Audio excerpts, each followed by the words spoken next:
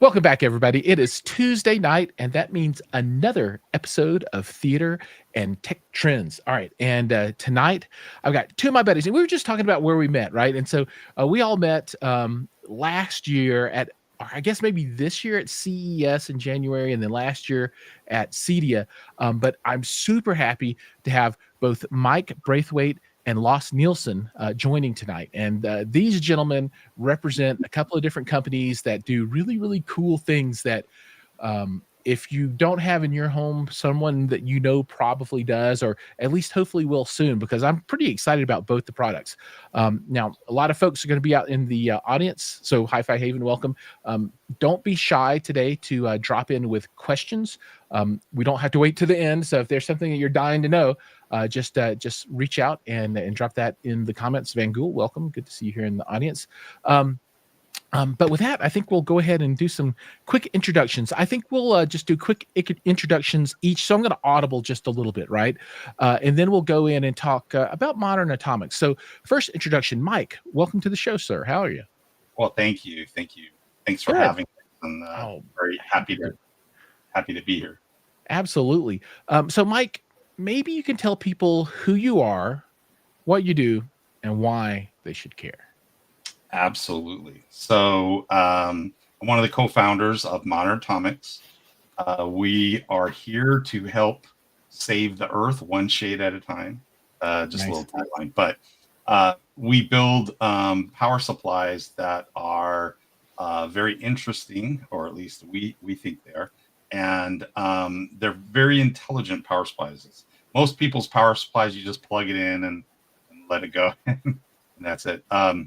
Ours are very sophisticated, so they know what you plugged in. The other thing is these are big power supplies to do lots of shades. So the typical power supply we have will do 22 to 24 shades, but there's no AC connection. So that's one of the first things that people get a little caught off guard with. They're like, where do we plug in the mains, or where do we plug in the power? And there is no mains input. And so our unit is really designed to be 100% off grid. So inside of our power supplies, we have a very large ESM unit, and eventually it's quite a big capacity, but eventually even we will run out of power. So typically what a user will do is they'll connect a solar panel to a port on the front that's called a bus end. And that's kind of a harvesting input. If you don't have solar panels, we do include like little PoE injectors, because we can take a little bit of the charge off the PoE. But that's the quick version of what these reactors. Right on. Yeah, well, I mean, we'll get into this in depth here in just a minute. But before that, let's say hello to Lost. Oh, let me get it right. Lost Nielsen. You're not the first one. Canvas HiFi. So Laos. So tell everybody who you are, what you do, and why they should care. Yes. Well, my name is Lost Nielsen. I'm the co-founder and CEO of Canvas HiFi. And we made this new system. Well, you might call it a soundbar. It's more than that. But what it essentially do is that it merges together, seamlessly designed to merge together with your TV, but actually it generates real hi-fi, not just as a soundbar that can sound good, but this is actually us trying to get back to real hi-fi as it should be. And I will, of course, explain more about that. Awesome. Great. And just so everybody knows, a little sneak peek, I actually got to hear this in person, and the sound quality, even in a room that wasn't all that great for listening, was amazing. So, but we'll talk more about that. Thank you. Laos, thank you for the intro and welcome to the show. And then I think we've been joined by Mad Prano's got a comment out there. So hi to everybody. As I said, if you're just joining, if you have questions, please drop those in the comments. And for all of you people that aren't saying hi, please introduce yourself out there in the comments. Love to say hi to everybody in the audience. Okay, so Mike, you're going to be on the hot seat first here, right? All right. Yeah. So, um, let's talk a little bit more about, I guess, the reactor, right? And what does this thing do, and why would someone want to put this in their home, right? Because I've got a lot of shades around here, and I've ended up with like shades from different manufacturers and all this kind of stuff. And I mean, what does this do that doesn't come like kind of packaged in when you buy this kind of technology from someone? Great question. So, first of all, our shade supplies are a lot smaller and higher density than what you usually see. So, the same size of our unit for almost any other brand out there, most of those brands in that size are going to run about 8 to 10 shades, Hmm. and in that same physical space. So it's 1.25 inch high by 8.5 inch wide. In that same space, we can do really 22. We have 22 shade ports on that, and so we get a lot more shades in the same in a less amount of room. They are designed to go in racks and also wall box. So some people can mount them in an equipment rack, which also saves a little bit of space from the walls. Today, you don't get the same kind of utility space that they used to have, where you take a big chunk of the wall and have all that. The other thing is the cost. So this is about half the price of any of the shade power supplies that are out there. Oh wow. Um, so that wins a lot of projects. And the next part is it really is saving a lot of energy. So if you have one of these other name brand power supplies and you plug them in, um, they're burning power the whole time. So let me ask you guys a question. How many times does someone operate a shade per day, like on average? What do you think it is? Well, I Like, can tell you what my average is. We operate shades on average twice a day. Once to open it in the morning and once to close it in the evening. That's okay. pretty much it. And the So, runtime is, I don't know, 15 or 20 or 30, whatever it takes to go. okay, so 15 seconds. Is that fair? 15 Yeah, seconds. that's totally fair. Yeah, totally fair. Okay, and you did it twice. Yep, that's my average. Sometimes we'll adjust a little bit, but not usually. So, okay, but that's 30 seconds a day. Yep. So what is the power supplies doing for 23 hours and 59 minutes, 30 seconds? Yeah, I assume that it's just sitting there sucking down the juice, right? Yes. And they leave it on because they don't know when the person's going to hit the button or tell the Josh close the shades. Yep. Since you don't know that, they leave the power on all the time. And this is where our power supply comes in handy. We remove the power from the shade.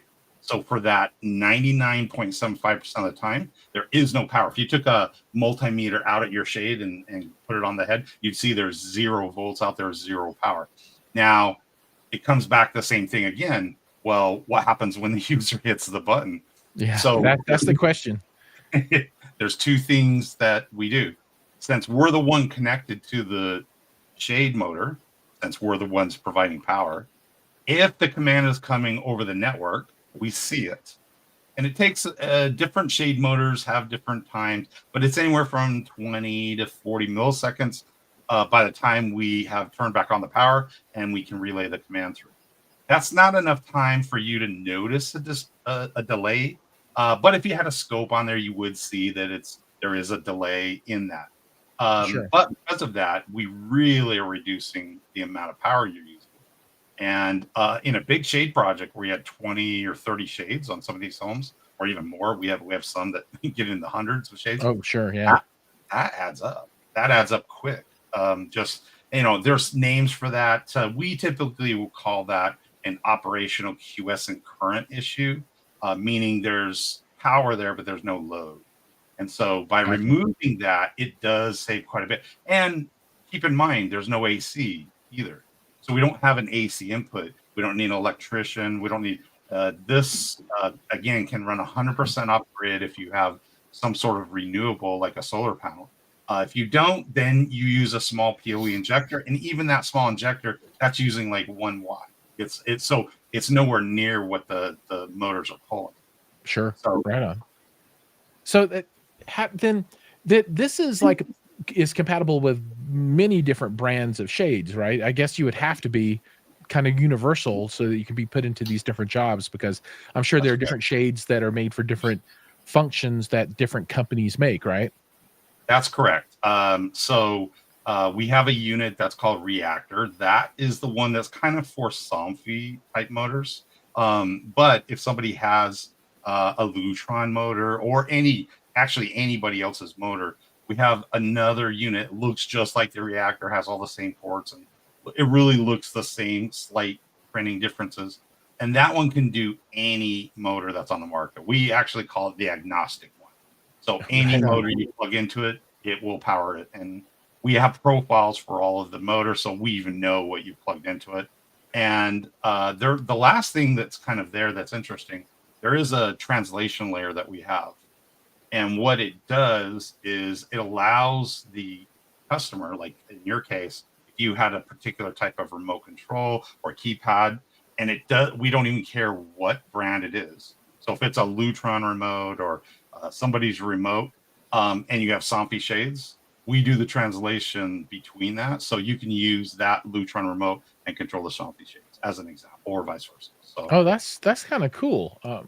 So what in general, gosh, I don't even know how to ask this question. So, there are going to be some jobs, or hopefully a lot of jobs, where there's a lot of forethought put into the design, right? And they pick products that work well together. On the flip side of that, though, they're like people like me, and I'm like opportunistic, like, oh, I can get this shade for cheap right now. I'm going to get this one shade, and so I'll end up with like 8 different shade manufacturers, and right, and then it becomes an unholy nightmare of trying to figure out how to power this stuff. So what I heard then is, you can use. How would you even? I'll just ask you. I can't even conjecture. How would you integrate all that stuff in? Okay, so on the product that we have called Neutron, it really doesn't care what the protocol is, and even we don't even care what the voltage is per se. We have some limitations on that, of course, but generally, as soon as you plug it in, we do queries to it, and so we can tell by the response, or even lack of response in some cases, of what it is. And all of these motors have a signature. There's some impedance characteristics from just their board that's connected to the motor and things like that. So a lot of these, we already know what the motor is. And on the Neutron version, you can literally put different types and all of that on. So that's one that probably would work for you. Right on. Now, from a control tool point of view, would you then use like a control system from Modern Atomics, right? And then modern your box would then say, okay, I see 15 shades and I know what they are, and then all of the commands will come in to me from whatever that external device is. Maybe it's Control 4 or something. I don't know. Okay, so a little bit to unpack there. If you don't have a control system, then you can use these devices like just go to Home Depot, literally buy a Lutron Pico remote, and you can use that to control one of your shades, and it doesn't matter what type of shade it is. That's the part where a lot of people find a huge value. However, as you said, if you have a control system, then all the control systems work perfectly with this. We have a variety of ports that you would connect the control system or the hub or whatever they have to do the controls into it. And for things like Bond is a good example. A lot of people use the Bond Bridge Pro, and that will connect to us over the network. And so, Gotcha. So there is a wide variety of, and we're pretty compatible. We have all the third-party control system in our lab, and we do extensive qualifications and testing just to make sure that everybody it all works. So it is just a power supply. So it's really funny because you said, "Is this the control system?" And the truth is, if you don't have a budget for controls, or you just want to do some simple things, it can be kind of a basic control system. But most people that are doing big shade jobs, they're going to have some, well, they're like a Savant or a Control 4 restaurant. They're going to have something like that. And that's cool. Right on. So, I think maybe people have a foundation now. But one thing that you mentioned to me before that I didn't know existed is there's a trade show just for shades, right? And it makes sense, right? Because there's trade shows for everything, right? Shades are a huge, big business, right? Every home in the world has got multiple shades, and there's different kinds. There's for windows, and there's for big doors, and for blah blah. There's everything, but you got to attend what I guess is the granddaddy of all shows. Let me tell you. Let me see if I get this right. The International Window Covering Expo. Yes. Right, and so does that include like drapes and shades and they have draperies, they have all kinds of shades, exterior shades, interior shades. I mean, the whole show is shades. And so this year, in fact, it was last week in West Palm Beach, Florida. And they broke all records, attendance records, exhibitor records. So it's definitely growing. And it's a very cultivated attendee, because almost everyone there, when we go to other shows, there's other really good shows. We had a great ISC Integration Systems Europe show in Barcelona back in February, and we won. In fact, the reactor won the top new technology award at that show. Nice. And so that was a great show. However, the people at that show, most of them don't do shades. So it's like that's an AV show, speakers, microphone. Like there's a lot of that, and just a small portion is our guys doing shades. But at this IWCE, everyone really was there for shades. So you must be a rock star at this show, right? Because you've got one of these products that's really like glue for all of everything, right? You can bring them all together, whether they like it or not. Well, it saves money. It makes the deployments much faster, much quicker, because you don't have to have electricians and other things involved. It can really lower even the deployment costs. And here's something that happened at this show on the first day, surprised us even, and that was a really, really nice lady. Her name was Erica. Bless you. Erica Maya, and she has this company in Florida called In the Shade, and she's a beautiful lady, and she's not the usual type. Usually we're talking to men and nerds and geeks, and they're coming up and they love these big power supplies and all this stuff. Well, she came up and she was talking with everybody, spent a lot of time in her booth, and she said a very interesting comment. She said, I came to IWCE to find a new power supply for my shading projects. And I was blown away. I've never even heard that even from a geek or somebody like that. And just this, this professional that does shading all the time. That's all she does. It was amazing to hear someone come in like that, and kind of took us away a little bit like that, because we had never heard a comment like that of somebody coming to a show just to find a shade power supplies. That's awesome. And I'm sure you're like, let me tell you what, I got the thing for you. She came to the right place. That is for sure. And she already signed up to be a dealer, and she's already doing projects and buying stuff. So yeah, it was amazing. Great show. That's cool. Anything that you saw there that was interesting to you? Anything new from your perspective that kind of stuck out? Well, the big thing in shades is PoE motors. So up until recently, there really weren't any PoE motors. They were still all either 45 or some wireless type, like a Zigbee Matter, RTS, or like a Lutron Clear Connect. So it was one of those. Usually it's those types. But what you're starting to see come on strong, and at this show, there's no question, there were new motors that had high torque, which means you could do the bigger windows. So there's a PoE motor that Somfy introduced that has 9 Newton meter. That's really good for the industry, because that means I really can do any interior window that I want just with PoE. And hear that, everybody, 9 Newton meters. Well, up until recently, the biggest PoE motor was only like 2 Newton meters. That puts it in perspective right there. I mean, that's huge. So 5 times as much juice. 2 Newton meter, just as an example of a motor like that can do like about a 5 to 6 foot a wide window by maybe 5 or 6 feet down, and for 2 Newton meter. But when you have a 9 Newton meter motor, you can do a big great room or giant window and things like that. The only thing that we don't have yet is an exterior PoE motor.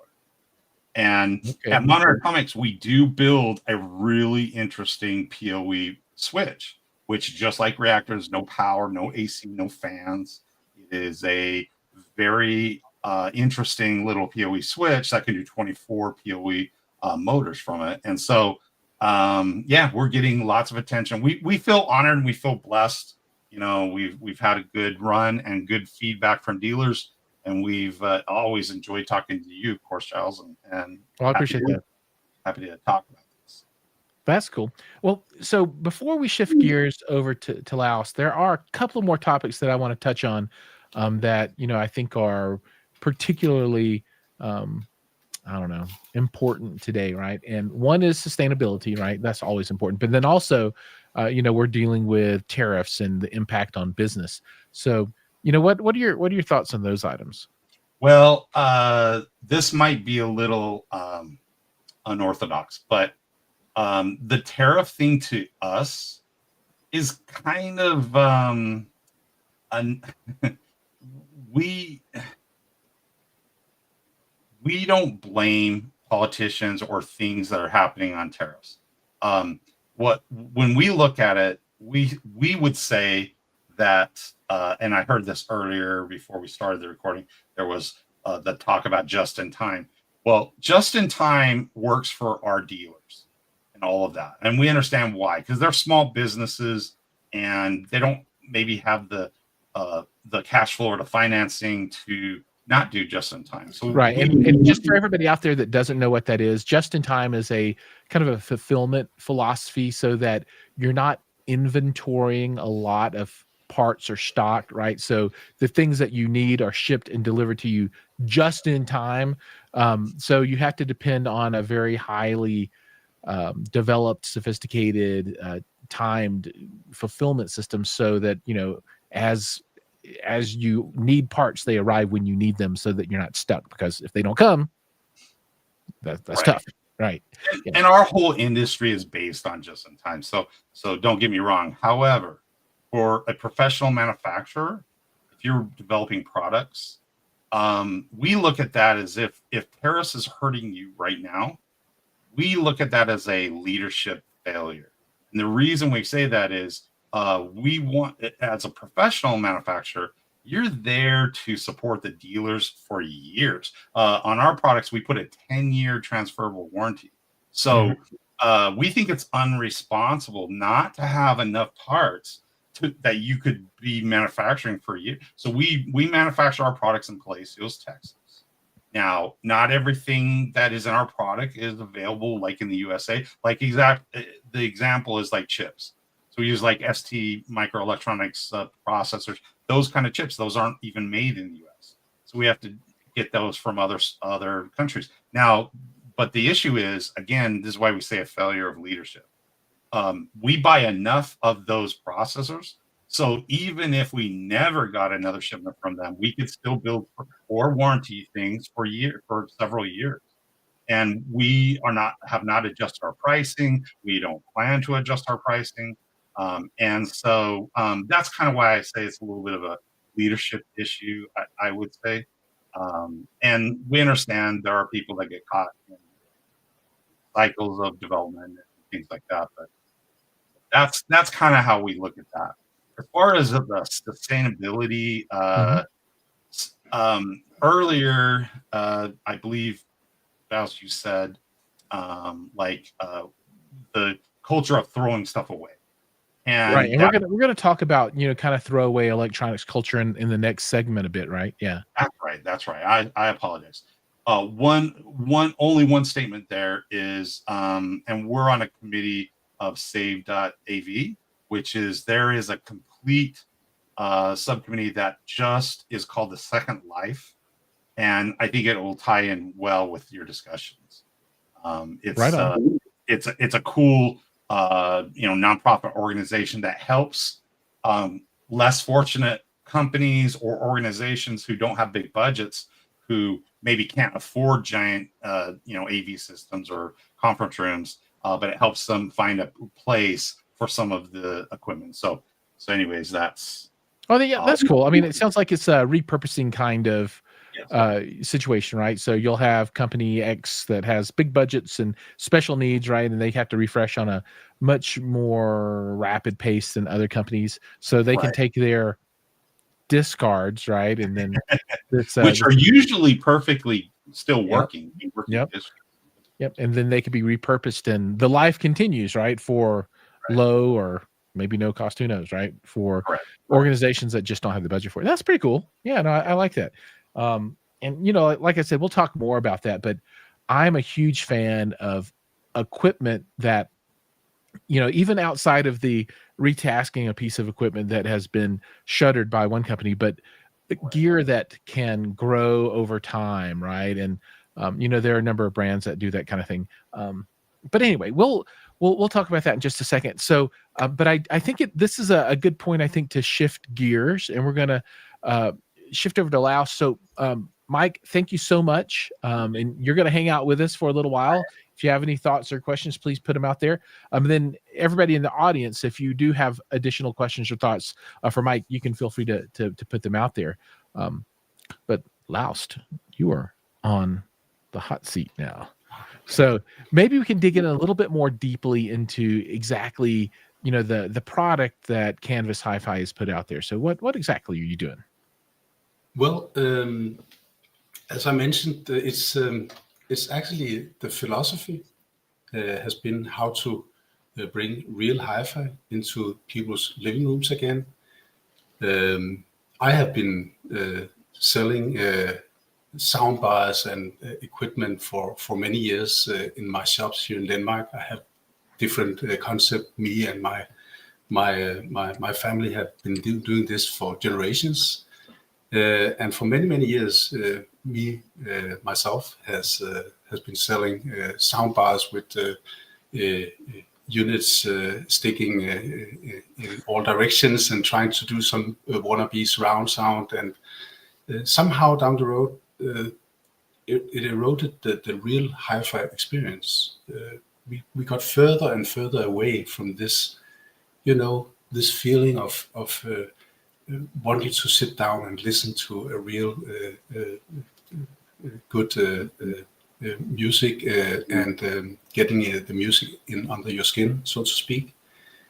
So we wanted to bring that back into people's living rooms and doing it in a way where it also would look beautiful and kind of seamlessly could go into the interior design. As you can see it here in the picture. Let me pull up the web page here so people can see a little bit larger what this looks like, right? And how wide is this so people can get an idea of the size that we're looking at here? It's exactly the same brightness as a 55-inch TV, so it matches 100% a 55 inch TV in so it's like around 50 inches wide, something like that, maybe 48, 51 or something. Okay. Yeah. Right on. And well, I'll get back to that with the sizes and so on. But as you can see in the picture here, what we do is we merge this underneath your TV, and we have designed this special brackets. So what actually happens is that you put on your TV to the Canvas HiFi system, right? Exactly where you're pointing now. Yep. And this is if I may say so, quite brilliant, this bracket, because what it does is it can be calibrated both in the depth and in the heights to any TV, any size. So what you do is you can place the TV there and you can calibrate it so it goes 100% slick with the sound system, and it merges together as one seamless design when you adjust this. Right. So the bracket, this part that I was going to point with my finger. Nobody can see but this part bolts to the back of the television. Exactly. And then this is the the audio section, and then it can move, in and out so that the depth is correct and is completely flush and Exactly. creates a very elegant look. Okay, right on. Yeah. That's cool. Right on. Exactly. And then when you merge together the sound system, the Canvas HiFi system, and the TV, you can then hang it all together on the wall or place it on the floor. So you have various placements opportunities. And this is also quite important, because then you can actually, if your if your home situation, living situation changes, it's good now because you can put it wherever you want. But it's brilliant in, for example, 10 years if your housing situation changes. So you will always be able to use this universal TV mount that is both a TV mount but also a floor stand. It can be transformed.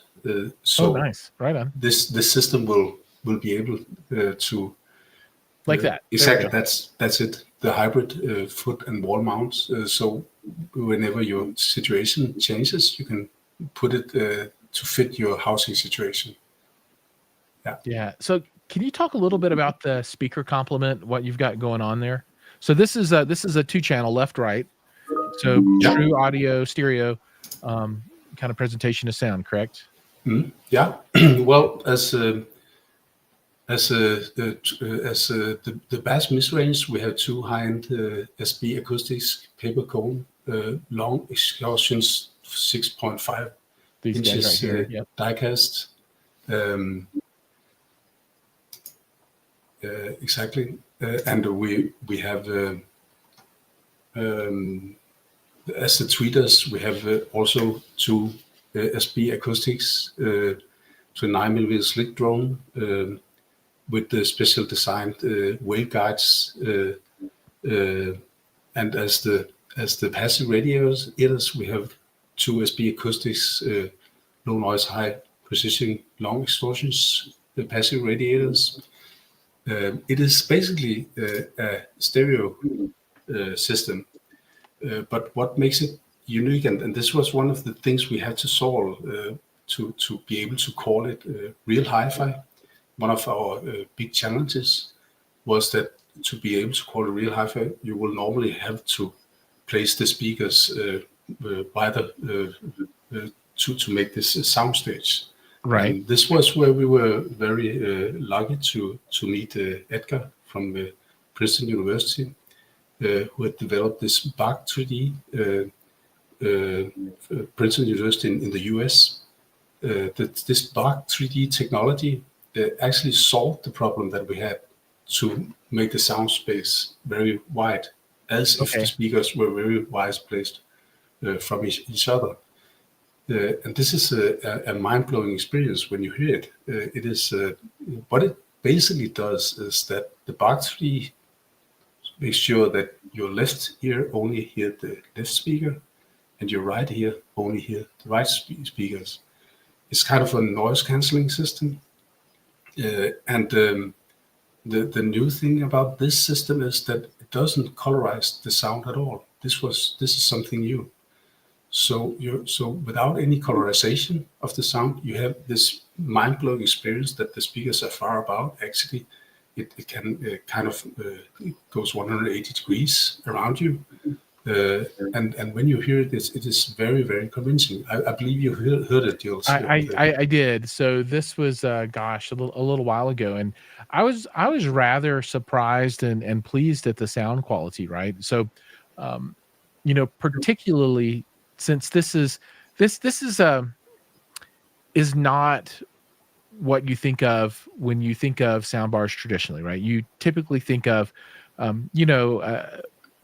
main unit that's stuffed with, I don't know, like left, right, center, surround, side, Atmos, top, right, and drivers are pretty small. And then you have a bunch of satellites and subwoofers and all this stuff. This is the whole unit, right? So this is the whole ball of wax. The amplification is inside of the unit, correct? And then all you have to do is connect some type of output from your television to this unit and then your power main, and you're good to go, right? Exactly. Right. Yeah. And I thought it presented a very, very good stereo experience. Right. So had a very good sound stage, was quite good full range sound, without having a subwoofer. So I was very pleased there. The folks that are like, I need 8 21-inch subwoofers probably wouldn't be happy with it. But, I think for most any listener that's looking for an engaging 2-channel experience, it's definitely worth a listen. And it, for me, I think the most compelling piece for this is for those that are really 2-channel music fans, right? People that really want a good 2-channel experience.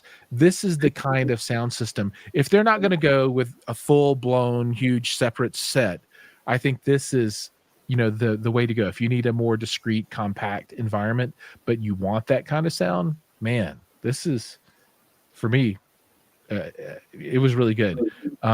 Yes, Hi-Fi Haven. I will one day hopefully be able to do that. But yeah, I was very impressed. Thank you. Yeah, cool. So let's talk a little bit about some other stuff, and I want to dive maybe first into the Bach 3D technology, right? Because I don't really have a good feel for that and what's going on, but that it sounds to me like that's the secret sauce for the system. Well, it's one of the secret sauce. Actually, we have 35 patents pending in the system. Oh, wow. One of the things we needed to solve was we wanted to make a cabinet that weren't too big, right, but and not too deep. But we wanted to be rocket solid cabinet, so we made this bridge branch systems that stiffens the cabinet in the same way if you will stiffen a bridge. And this bridge branch makes it very, very stiff and very, very rocket solid, but will while keeping the volume in the cabinet. This makes this very discreet design, but with a huge soundstage. I'm trying to. Was that a little bit in the breakaway drawing? Yeah, it is. It is actually in the breakaway drawing. Let me go back. The front page.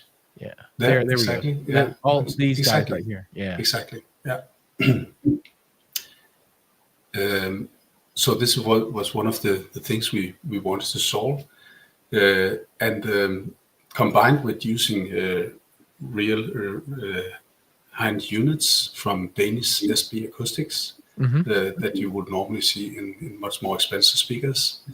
And then combined with the Bach 3D, all of this combination went up in a kind of higher solutions where we got that real good sound by the end of the day. And this, maybe I make it sound easy, but this is a bit very, it's not easy.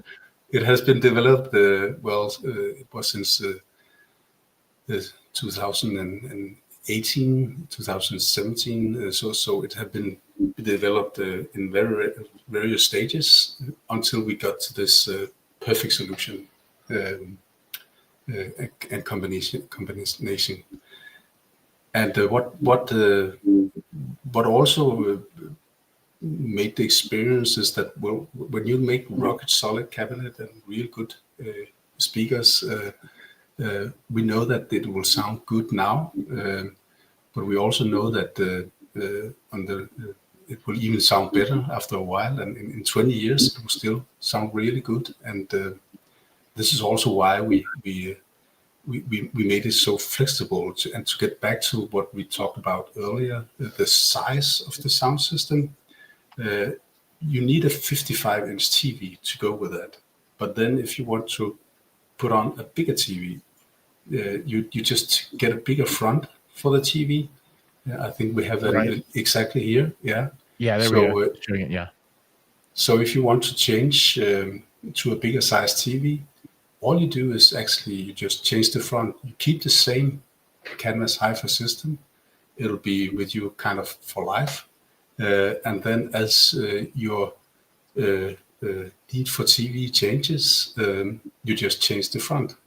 And then you can click on a even bigger size TV. And now in this illustration, we are showing 55-inch to 77-inch, but we just recently also went to 83 inches and 85 inches, and we have actually customized some 98 inches as well for customers who wanted that.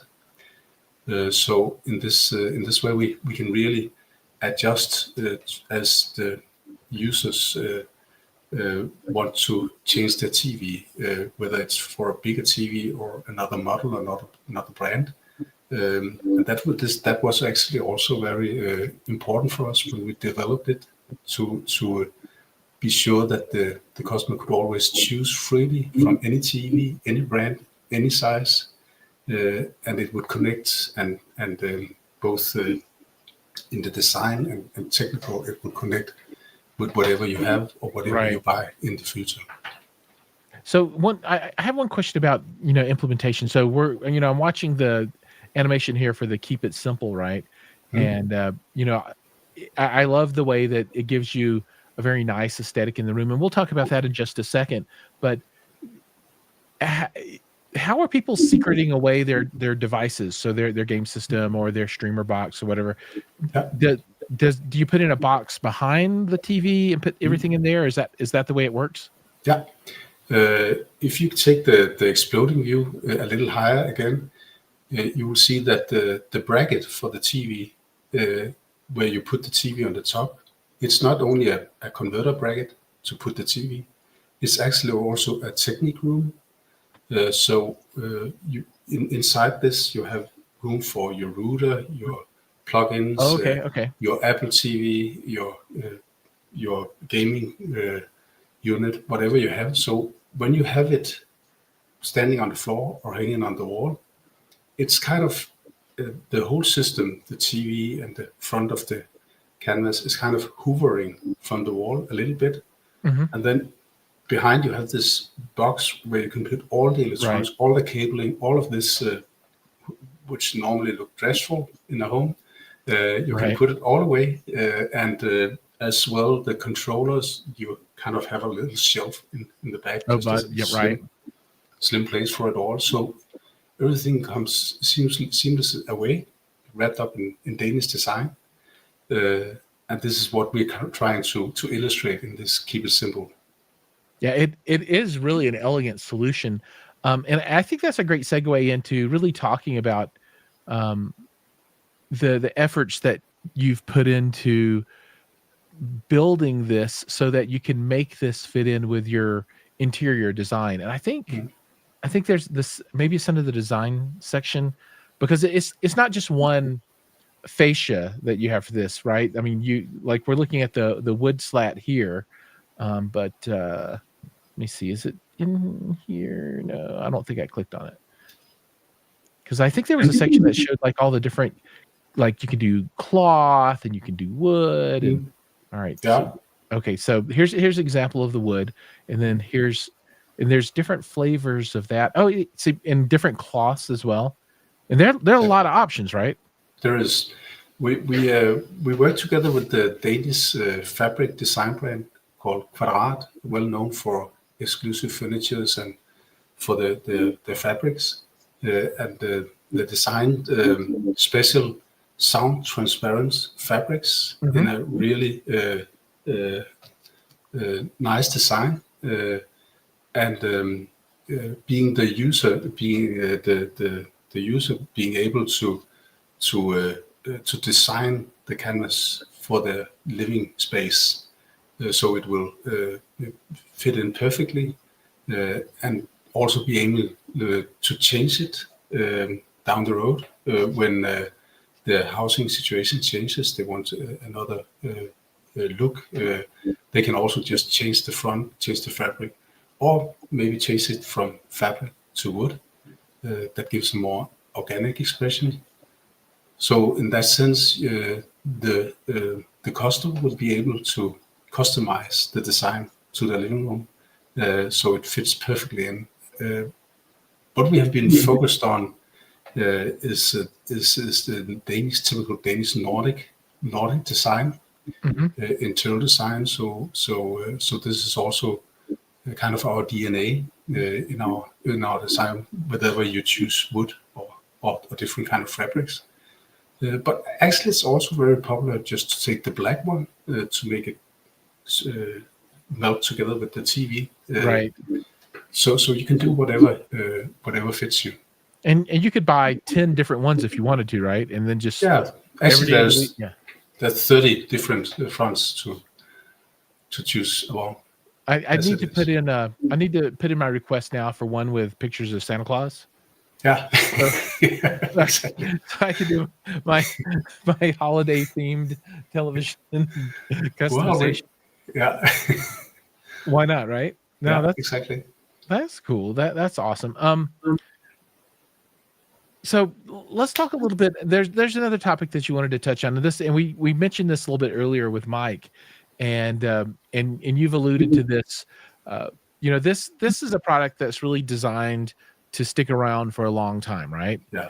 And I know there's a lot of electronics out there that have what is it, scheduled obsolescence or something like that. I don't know what the exact term is, but they're designed to be kind of short-term use, throwaway kind of stuff, and non-repairable. And I've had a number of sound bars, and they're like filled with resin. You can't open them up to fix them if you even wanted to, right? You take a hammer and chisel, and it's not going to help. So what's the point of view of you and Canvas around equipment that is something that you're going to hold on to for a while? Yeah. Well, it was one of a very important philosophy when we made it and designed it. Was it should be sticking around almost forever. The idea is that as I said before, I have been selling a lot of solutions in various designs. I've had a Löwe gallery and Bang & Olufsen shop and different shops in the years gone by. But the experience is that, well, TV you need to change like every 5th, 6th year because of the development. Sure, absolutely. There's a very rapid development in smart TV and panels and so forth. But having a real good solid speaker and good solid units, as we spoke of earlier, we know that they will keep on sounding good also in 20 years. So the idea was to make a solution that first of all, it fits any TV, any design now and in the future. So as you want to change your TV, you don't need to change the canvas. It'll stick with you. So being able to do this every 5th, 6th, 7th years was very important. And then it was always so very important to make it changeable in the placement as your housing situation changed. So as we spoke, the hybrid foot and wall bracket, so you can place it wherever you want in the future also. And then it was also very important service-wise. If something happens, suddenly there's a new kind of HDMI plug in or whatever, we made it very not only OTA upgradable over the air, as many of other brands are having, but we also made it upgradable mechanically. So it's actually very easy just to take out the switch box. I saw that on the website. Let me see if I can find that. I think it showed, is it under It's technology? Technology in the bottom. Let's see if I can make this go. All right. I know that was here somewhere. And there's your app. Oh yeah, we should talk about the all the exactly. There we go. That's it. Yeah. Yep. This is just a couple of screws, and then you can pull it out and you can change it. This is very important service wise, so that it's easy to service and help customers also on the distance if there should be appear anything, but also upgradable wise. It's very easy to upgrade to a newer unit if something happens that where you need to do this. That makes a lot of sense, right? So you can see here that you've got your HDMI eARC port right there, but then who knows, in 10 years maybe everything's going to go to video over IP, right, or audio over IP, and then you need to have an AES kind of functionality, right, with Ethernet. Who knows, right? That's cool. Yeah, no, I really like the capability of being able to take equipment and then over time upgrade and not have to pay big bucks to rebuy. There's a video processor called Storm, and they have different modules. So I think there are people are familiar with that concept, but I don't know of another soundbar form factor manufacturer that's baking in that kind of thought process, right? Because those really have been thought of almost as kind of disposable systems, and this is anything but that. And I think the sound quality really speaks to the work that you put into producing the product. Now, Well, not another thing in that oh, matter sure. is that we also made it very open source kind of. A lot of customers already have some stuff. It could be a Sonos customer who has Sonos all around the house. It could be a Bose customer or Harman customer or Bang & Olufsen customer. And they have different different apps from the developer. It could be, for example, a Sonos app, and they like to use that because the whole house is funded in that, and they're used to using it. So this bracket that we talked about earlier is also a technical room. We also made space that you could plug in those different kind of units.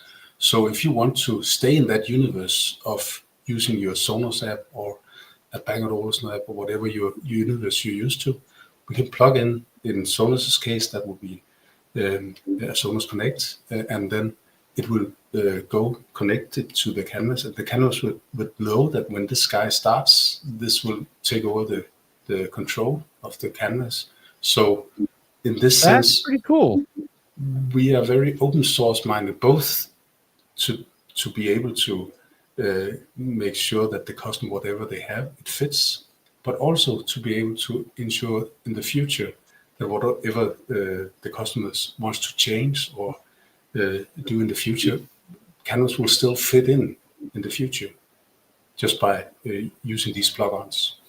Right. I just want to make sure that whenever I turn the television on, that the canvas comes on, and then it will tell Mike's shade controller to close the shades for me so that there's no light coming from the windows. All right. So, as I tell everybody that, seeing is believing and hearing is believing. And I think in, this instance, hearing absolutely is believing.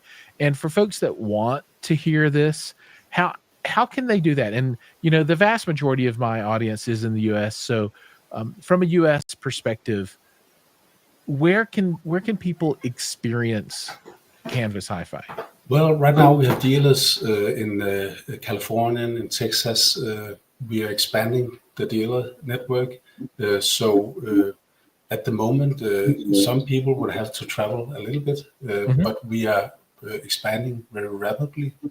Of course, as we spoke on earlier, these tariffs is slowing it a little bit down, just pausing that part, going quite as rapid. We have a lot of dealers coming in, and what we, speaking about tariffs, what we did was we heightened the price a little bit on the canvas to cope with that, and so this has been partly solved, but who knows? Who knows? Yes, the future will be another day, right? You never know. What will it bring? So we are also looking into that in the next, hopefully, weeks or month. But getting back to the sound experience, that'll be at the moment it's mainly based in California and in Texas, and we are spreading out with further dealers in the next months to come.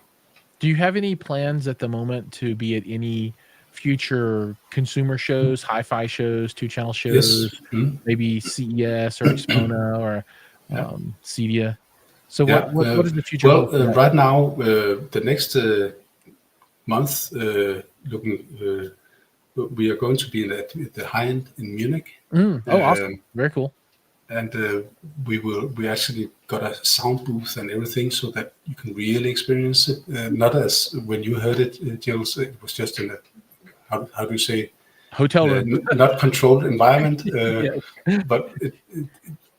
But speaking about that, this is one of the good things about Canvas is that you can actually adjust it to any kind of room.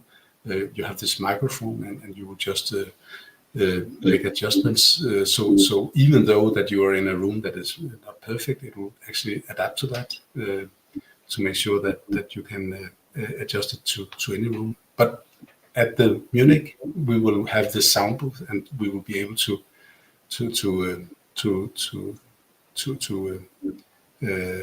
make it sound right. You'll be able to put your best foot forward, and Exactly, people will be able to experience the way that it should be, right? Oh, and another fair we'll be on is there is 3 days of design in Copenhagen. That's more like a design-wise fair in the summer. And then we'll be at IFA in Berlin. We have a big booth. That is a big thing, especially here in Europe. And of course, the CES we've been, that we just went, and we'll be there next year as well. And we're looking into other fairs as well.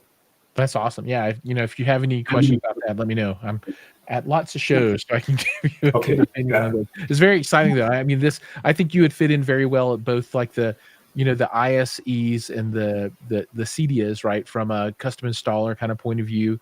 But then also, you have the 2-channel sensibilities, so you could do Capital Audio Fest or Expona, or you're going to be at Munich High End, right? So I think you fit in very well at all of those. Exactly.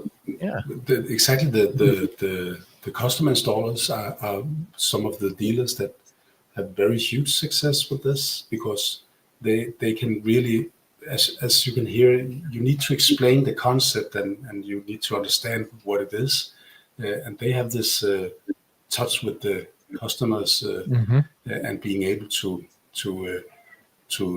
explain and tell the customers what's the right thing to do. So they are having a